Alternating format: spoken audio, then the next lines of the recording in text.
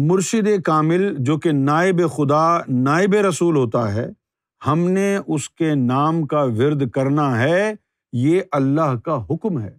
اب اگر آپ نہ سمجھنا چاہیں تو آپ کی مرضی ہے، لیکن قرآن میں یہ لکھا ہے۔ اچھا، اب نام کا ورد کرنا ضروری کیوں ہے؟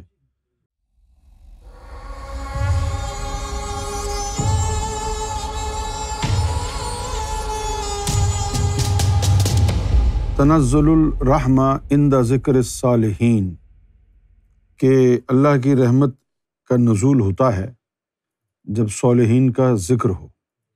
آپ نے فرمایا کہ علماء یہ کہتے ہیں کہ اس سے مراد بزرگان دین کی سیرت طیبہ بیان کرنا ہے اور ان کے اسم کا ذکر نہیں کرنا چاہیے۔ نہیں، ایسی بات تو نہیں ہے، اللہ کے علاوہ کسی کے اسم کا ذکر نہیں کرنا چاہیے، یہ بات تو بالکل جھوٹ ہے، غلط ہے۔ قرآن مجید میں اللہ تعالیٰ نے اپنے محبوب کے لیے کیا کہا ہے؟ وَرَفَعْنَا لَكَ ذِكْرَكَ، کہ ہم نے آپ کا ذکر جو ہے اس کو رفعت عطا کی ہے۔ اور پھر یہ علماء وہ علماء ہیں جن کو صوفیوں سے، صالحین سے، فقراء سے، درویش حضرات سے کوئی خدا واسطے کا بیر ہے، ورنہ اگر یہ واقعی صاف نیت عالم ہوں تو ہمارے اکابرین کی حیات طیبہ میں اس طرح کی جو روایات ہیں مرشد کے نام کا ذکر کرنے کی بڑی کثرت سے پائی جاتی۔ مثلاً یہ کہ ایک ایسے فقیر بھی گزرے ہیں جنید بغدادی رحمۃ اللہ علیہ، یہ وہ ہیں جنہوں نے شریعت کی پاسداری کے لیے منصور حلاج پر فتویٰ لگایا تھا۔ ان سے ایک واقعہ منقول ہے کہ ان کا ایک مرید دریا میں ڈوب رہا تھا، تو اس نے اپنے مرشد کو مدد کے لیے پکارا، تو جنید بغدادی رحمۃ اللہ علیہ فوراً اس کی مدد کو حاضر ہوئے اور اس کو کہا کہ میرا ہاتھ پکڑ لے۔ انہوں نے ہاتھ پکڑ لیا ان کے مرید نے، تو آپ نے اس کو کہا تو یا جنید کرتا رہے، تو وہ ہاتھ پکڑ کے یا جنید کہتا اور سفر شروع ہو گیا۔ مرید نے محسوس کیا کہ جنید بغدادی رحمۃ اللہ علیہ خود یا اللہ کا ذکر کر رہے ہیں اور مجھے کہا ہے کہ یا جنید کروں۔ تو تھوڑی دیر کے بعد مرید نے بھی یا اللہ کہنا شروع کر دیا۔ جب اس نے یا جنید کرنا بند کیا اور یا اللہ کہنا شروع کیا تو وہ پھر ڈوبنے لگا۔ جب وہ ڈوبنے لگا تو پھر اس نے مدد کو پکارا۔ آپ نے فرمایا کہ تو نے یا جنید کہنا بند کیوں کیا؟ اس نے کہا کہ جی آپ مجھے بچا رہے تھے تو آپ یا اللہ کا ذکر کر رہے تھے تو میں نے سوچا میں بھی وہی کروں۔ تو آپ نے کہا تیرا ایک وقت مقرر ہے جب تو نے یا اللہ کا ذکر کرنا ہے، ابھی نہیں، ابھی تیری رسائی صرف مجھ تک ہے، اللہ تک نہیں۔ یہ باریک نقاط سمجھنا علماء کے لیے محال ہے۔ بات اس میں یہ نہیں ہے کہ بھئی ذکر کس کا افضل ہے، ظاہر ہے اللہ کا ذکر افضل ہے، لیکن جب آپ نے مدد کے لیے پکارا ہے تو اب آپ کی اللہ تک رسائی نہیں ہے، تو جس تک رسائی ہے اس کو پکاریں۔ جب تیری رسائی محمد رسول اللہ تک ہو جائے گی تو پھر ان کو پکارنا، پھر جب تیری رسائی اللہ تک ہو جائے گی تو پھر تو اللہ کو پکارنا۔ تو یہ جنید بغدادی رحمۃ اللہ علیہ کا واقعہ آپ کے سامنے ہے، جس میں ثابت ہوتا ہے کہ مرشد کے نام کا ورد کرنا عین شریعت کے مطابق ہے۔ اگر یہ شریعت کے مطابق نہ ہوتا، غیر شرعی عمل ہوتا اور تصوف کا حصہ نہ ہوتا، تو جنید بغدادی رحمۃ اللہ علیہ جیسے جو ماہر طریقت و شریعت ایک بزرگ گزرے ہیں کبھی بھی اپنے مرید کو اپنے نام کا ذکر کرنے کی تلقین نہ کرتے۔ اس کے علاوہ ایک واقعہ جو ہے نظام الدین اولیاء کا بھی ہے۔ نظام الدین اولیاء رحمۃ اللہ علیہ مرشد کی تلاش میں تھے کہ کوئی مرشد ان کو مل جائے، سرگرداں تھے، ڈھونڈ رہے تھے مرشد۔ بالآخر پتہ چلا کسی سے کہ ایک مرد قلندر اجودھن، جس کو اب ہم پاک پتن کہتے ہیں، تقسیم ہند سے پہلے اس کا نام اجودھن تھا۔ تو اجودھن میں ایک بزرگ ہوتے ہیں، ان کا نام ہے فرید گنج شکر رحمۃ اللہ علیہ۔ تو صرف نام سن کر ہی ان کو بابا فرید سے عقیدت اور انسیت اتنی ہو گئی کہ انہوں نے بابا فرید کے نام کی تسبیح شروع کر دی۔ یہ جو ہمارے بڑے بڑے اولیاء اکابرین جو شریعت اور طریقت میں ماہر تھے، کیا ان اکابرین سے زیادہ علم ان مولویوں کے پاس آ گیا ہے جو آج اس بات کے اوپر اعتراض کرتے ہیں؟ اچھا، اب آپ یہ دیکھیں کہ جب قرآن مجید ہمیں یہ کہتا ہے کہ نبی کریم صلی اللہ علیہ وسلم کے ذکر کو ہم نے رفعت عطا فرمائی ہے، اور پھر قرآن مجید یہ بھی کہتا ہے کہ ہم نے محمد رسول اللہ کو صلی اللہ علیہ وسلم شاہد، مبشر اور نذیر بنا کر کے بھیجا ہے، یہ 3 صفات دے کر کے بھیجا ہے تاکہ ان 3 صفات کے ذریعے تم ان پر ایمان لاؤ، ان کی سپورٹ کرو وتعزروا ہو، ان کی سپورٹ کرو وتوقروا ہو، اور ان کی عزت اور تعظیم کرو۔ اور اس کے بعد کیا کہا؟ وتسبیحوا بکرۃ واصیلا۔ یہ تو قرآن حکیم کا فیصلہ ہے کہ نبی کریم صلی اللہ علیہ وآلہ وسلم کہ آپ نے سپورٹ کرنی ہے، مدد کرنی ہے، ان کی تعظیم کرنی ہے، اور ان کی تسبیح کرنی ہے صبح شام۔ لتؤمنوا باللہ ورسولہ وتعزروہ وتوقروہ وتسبحوہ بکرۃ واصیلا۔ محمد رسول اللہ صلی اللہ علیہ وسلم کی تسبیح بیان کرنی ہے صبح اور شام۔ صحیح ہے؟ کلیئر ہو گیا نا؟ تو محمد رسول اللہ کی تسبیح کرنے کا حکم اللہ دے رہا ہے نا۔ اب اللہ کے رسول کیا کہہ رہے ہیں؟ من کنت مولاہ فہذا علی مولاہ، کہ جس کا مولا میں بن گیا ہوں، علی بھی اس کا مولا ہے۔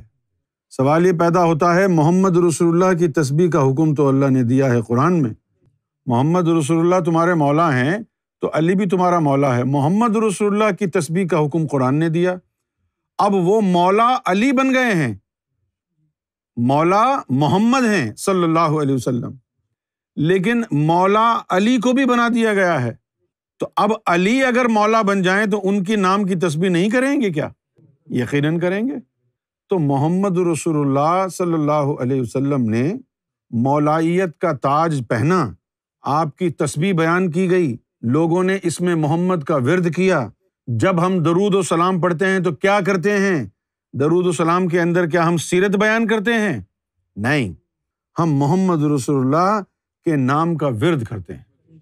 اب یہ جو مولائیت کا تاج حضور کے چہرہ اقدس پر رکھا ہے، یہ مستقل ہے، اس کے بعد ہر دور میں قائم مقام نائب رسول آتے رہتے ہیں۔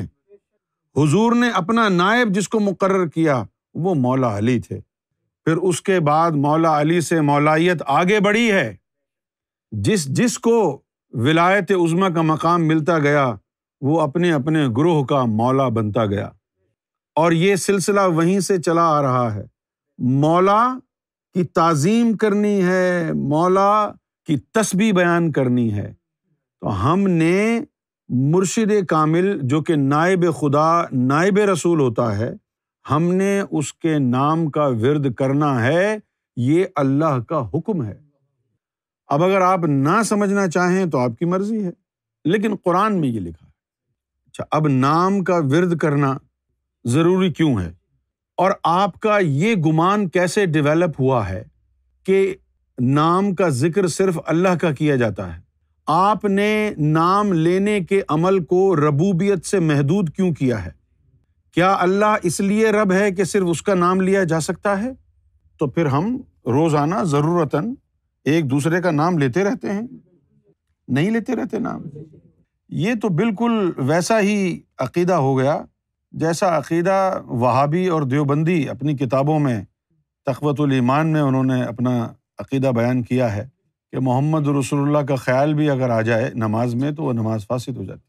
اس طرح کے عقائد وہابی اور دیوبندی اور اہل حدیث علماء کے ہوتے ہیں، کیونکہ ان کو اولیاء کرام سے، صالحین، فقراء اور درویش حضرات سے ازلی بغض ہوتا ہے۔ رہ گئی بات مرشد کی محبت کی، مرشد کے نام کا ورد کرنے کی، اور ان لوگوں کے سمجھنے کی جو اپنے آپ کو تصوف کا ماننے والا کہتے ہیں، تو آپ ذرا غور کیجئے کہ سیدنا غوث اعظم رضی اللہ تعالی عنہ نے اپنے قصیدہ غوثیہ میں خاص کیفیت کے دوران جو کلام فرمایا تھا، اس کلام میں، اس دورانیے میں یہ فرمایا کہ میرے اسم عبد القادر میں اللہ کے اسم اعظم کی تاثیر آ گئی ہے، اور غوث اعظم نے فرمایا کہ میرے اسم سے مردہ قلوب جلا پاتے ہیں، زندگی پاتے ہیں۔ یہ سیدنا غوث اعظم رضی اللہ تعالیٰ عنہ کا فرمان ہے۔ بھئی ہم تو صرف زبان سے ذکر کی بات کر رہے تھے، غوث اعظم تو کہہ رہے ہیں کہ میرے نام سے مردہ قلب زندہ ہو جاتے ہیں۔ تو مردہ قلب تبھی ان کے نام سے زندہ ہوں گے نا جب ان کا نام لوگوں کے دلوں میں، دھڑکنوں میں گونجے گا۔ یا تو یہ جو آپ لوگوں نے ایک منافقت کا ایک تاج سجا رکھا ہے کہ ہم غوث پاک کے ماننے والے، ولیوں کے ماننے والے ہیں، یہ اتار کے پھینک دو، یا پھر حقیقت کو تسلیم کرو۔ صرف اس وجہ سے کہ آج کوئی سرکار گوھر شاہی کے اسم مبارک کا ورد کرتا ہے، ذکر کرتا ہے، تو آپ سمجھتے ہیں کہ یہ ہم سے برداشت نہیں ہو رہا، لہٰذا اس کو شرک قرار دے دو، بدعت قرار دے دو، غیر اسلامی قرار دے دو۔ ایسا ہے نہیں۔ یا تو صاف صاف کہو کہ بھائی گوھر شاہی کا نام تمہیں پسند نہیں ہے، باقی سب کا ذکر کرو، ہمیں تکلیف نہیں ہوگی، کیونکہ ہم نے ایسے منافق کوٹری میں، پاکستان میں بڑے دیکھے ہیں جو فیض لیتے تھے سیدنا گوھر شاہی سے اور ایام مناتے تھے دوسرے بزرگوں کے قصیدے گانا ان کا مشغلہ تھا، اور سرکار گوھر شاہی کا قصیدہ گانا ان کے لیے بدعت اور غیر شرعی عمل تھا، معاذ اللہ۔ یہ وہ لوگ ہیں جن کو سرکار گوھر شاہی سے بغض ہے، دل میں ان کے آر ہے کہ اس ذات کی عظمت کو تسلیم نہیں کرنا، ورنہ تو محمد رسول اللہ کے نام کا بھی ورد ہوتا ہے، مولا علی کے نام کا بھی ورد ہوتا ہے، اور پھر یہ یا حسین یا حسین، یہ کیا ہے؟ یہ بھی تو مولا حسین کے نام کی تکرار ہے نا، کون سا آپ سیرت بیان کرتے ہیں؟ اور پھر سیدنا غوث اعظم رضی اللہ تعالیٰ عنہ کی یہ بات کہ میرے نام میں اسم اعظم کی تاثیر ہے، میرے نام سے مردہ دل زندہ ہو جاتے ہیں، یہ بات تو پھر ایک اسٹیمپ کی صورت اختیار کر گئی۔ شیخ عبد القادر جیلانی اللہ تو نہیں ہے، تو پھر انہوں نے کیوں کہا کہ میرے نام سے مردہ دل زندہ ہوتے ہیں؟ اور انہوں نے اس لیے کہا کہ تعلیمات فخر یہی بتاتی ہیں کہ اذا تم الفقر فہو اللہ، کہ جو فخر میں کامل ہو گیا وہ اللہ ہی ہو گیا۔ جب اس کی ذات میں اللہ کی ذات آ گئی تو اس کے نام میں اللہ کا نام نہیں آئے گا۔ جب اس کی ذات میں اللہ کی ذات آ گئی تو اس کے نام میں اللہ کا نام آ گیا نا۔ اسی طرح سیدنا گوھر شاہی کی ذات والا وہ ذات ہے کہ آپ کے وجود میں اللہ کی ذات کا قیام ہے، اور آپ کے اسم مبارک میں اسم محمد اور اسم اللہ کا وجود قائم ہے۔ طریقت کی روح سے اگر دیکھا جائے تو جب آپ اپنے کامل مرشد کا نام لیتے ہیں، جیسے ہمارا مرشد ہے گوھر شاہی، تو ہم جب یہ کہتے ہیں یا گوھر شاہی، تو طریقت کی روح سے اس کا مطلب کیا ہوتا ہے؟ اس کا مطلب ہوتا ہے اللہ محمد گوھر شاہی۔ کیوں اللہ محمد کہاں سے آئے؟ کیونکہ گوھر شاہی میں اللہ اور محمد موجود ہیں۔ چوں تو ذات پیر را کر دی قبول، ہم خدا ذاتش و آمد ہم رسول۔ جب تو نے پیر کی ذات کو قبول کر لیا تو پھر خدا اور رسول اس کے اندر شامل ہو گئے۔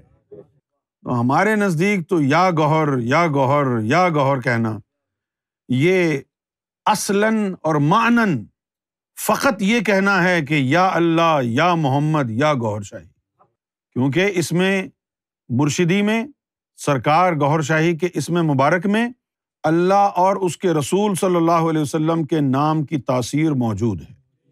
اس لیے جب ہم یا گوھر کرتے ہیں تو اللہ کا ذکر بھی اس میں آ جاتا ہے، اللہ کی محبت میں بھی اضافہ ہوتا ہے، رسول اللہ کی محبت میں بھی اضافہ ہوتا ہے۔ تو 2-4 حوالے دے کے آپ کو میں نے بتا دیا ہے کہ اگر ہم اپنے مرشد کا نام لیں اور غلط ہے تو وہ سب بھی غلط تھے۔ غوث اعظم نے جو کہا وہ بھی غلط مانو، جنید بغدادی رحمۃ اللہ علیہ نے جو تعلیم دی اسے بھی غلط مانو، مولا علی کا نعرہ جو لگاتے ہیں اس کو بھی غلط مانو، یہ سارے غلط ہو گئے، صرف آج کا مولوی سچا ہے۔ پھر ایک حدیث شریف اور بھی ہے، نبی پاک صلی اللہ علیہ وسلم نے فرمایا المرء مع من احب، کہ جس کو جس سے محبت ہوتی ہے وہ اس کے ساتھ ہوگا۔ اور دوسری حدیث میں یہ فرمایا من احب شیئا اکثر ذکرہ، کہ جس کو جس شے سے محبت ہوتی ہے وہ کثرت سے اس کا ذکر کرتا ہے۔ اب جس سے بھی محبت ہو جائے، جس کو جس سے محبت ہو گئی، الغرض ہم نے نقطہ جو بیان کیا ہے اس کا مقصد یہ ہے کہ مرشد کامل جو ہوتا ہے اس کی ذات میں اللہ کی موجودگی مرشد کامل ہونے کے لیے ضروری ہے، کیونکہ جس کے اندر رب نہ ہو وہ مرشد کامل نہیں ہے، شیطان ہے۔ یہ تو بنیادی تقاضا ہے اذن و ارشاد والے کے لیے، مرشد ہونے کے لیے بنیادی جو تقاضا ہے وہ یہ ہے کہ وہ جو ہے شخص حامل ذات الہی ہو، اس کے اندر اللہ کا بصیرہ ہو۔ اگر کسی میں اللہ کا بصیرہ نہیں ہے اور وہ مرشد کامل کہلاتا ہے تو وہ مرشد نہیں ہے، وہ مردود ہے۔ تو جس کے مرشد میں رب کا بصیرہ ہے تو اس مرشد کے نام میں کیا رب کے نام کا بصیرہ نہیں ہوگا؟ یہ راز ہم نے کہاں سے سیکھا؟ سیدنا غوث اعظم کی بات سے۔ جب سیدنا غوث اعظم رضی اللہ تعالیٰ عنہ نے یہ فرمایا کہ میرے نام میں اسم اعظم کی تاثیر ہے، سیدنا غوث اعظم رضی اللہ تعالیٰ عنہ نے فرمایا کہ میرے نام میں اسم اعظم کی تاثیر ہے اور میرے نام سے مردہ قلوب جلا پاتے ہیں۔ What a big statement. اچھا، مزے کی بات پتہ ہے کیا ہے کہ سیدنا غوث اعظم عبد القادر جیلانی رضی اللہ تعالیٰ عنہ کا مقام اور مرتبہ اولیاء میں ایسا ہے کہ آج تک یہاں تک کہ دیوبندی اور وہابی علماء بھی ان کی عظمت کا انکار نہیں کر سکتے، کیونکہ ان کا کلام شریعت کے معیار پر بھی پورا اترتا، طریقت کے معیار پر بھی پورا اترتا۔ سیدنا غوث اعظم شریعت میں بھی کامل، طریقت میں بھی کامل، حقیقت میں بھی کامل، معرفت میں بھی کامل اور وصل میں بھی کامل، یعنی ایسی منفرد ذات اللہ رب العزت نے اس کائنات میں بھیجی کہ جو تمام علوم میں بڑے طویل عرصے تک یکتا و یگانہ رہی ہو، جس کا کوئی ہم پلہ نہ ہو۔ کتنا طویل عرصہ ہو گیا، 5-6 صدیاں گزر گئیں۔ شہنشائیت کی، روحانیت کے آسمان پر سیدنا غوث اعظم رضی اللہ تعالیٰ عنہ نے، اللہ رب العزت نے ان کو اس میں ذات کی کنجی عطا فرمائی۔ جتنے بھی تمام روحانی سلاسل ہیں سب کو اس میں ذات کا فیض غوث اعظم کے در سے ملا ہے، بھلے چشتی ہو، بھلے نقشبندی ہو، بھلے سہروردی ہو، کوئی بھی سلسلہ ہو، اس میں ذات لینے کے لیے غوث اعظم کے پاس جو ہے اس کو پہنچنا ہے۔ یہی وجہ تھی کہ کوئی سہروردی تھا، کوئی چشتی تھا، تو جب اس میں ذات کے لیے غوث پاک تک پہنچا تو پھر وہ چشتی قادری ہو گیا، سہروردی قادری ہو گیا، نقشبندی قادری ہو گیا۔ کیوں کہ اس میں ذات تھا ہی غوث اعظم کے پاس۔ تو ایسی ذات بابرکات، یعنی ایسا فرد یگانہ کہ جس کے مد مقابل فخر میں کوئی ہے ہی نہیں، باطنی علوم میں کوئی اس کے مد مقابل نہیں رہا، اور اس ذات نے جو انتہائی احتیاط کے ساتھ کلام فرمایا، جنہوں نے اس بات کو ملحوظ خاطر رکھا کہ جو لفظ ان کی زبان سے نکلے وہ شریعت اور طریقت دونوں میں درجہ کمال رکھتا ہو۔ اب اگر ایسی شخصیت نے، ایسی ذات نے یہ کہا ہے کہ میرے اسم میں اسم اعظم کی تاثیر ہے اور میرے اسم سے مردہ دل زندہ ہوتے ہیں، تو پھر اس پر شک کرنا نادانی اور ایک احمقانہ عمل ہے اور دلالت کرتا ہے انتہائی ازلی بغض و عناد پر۔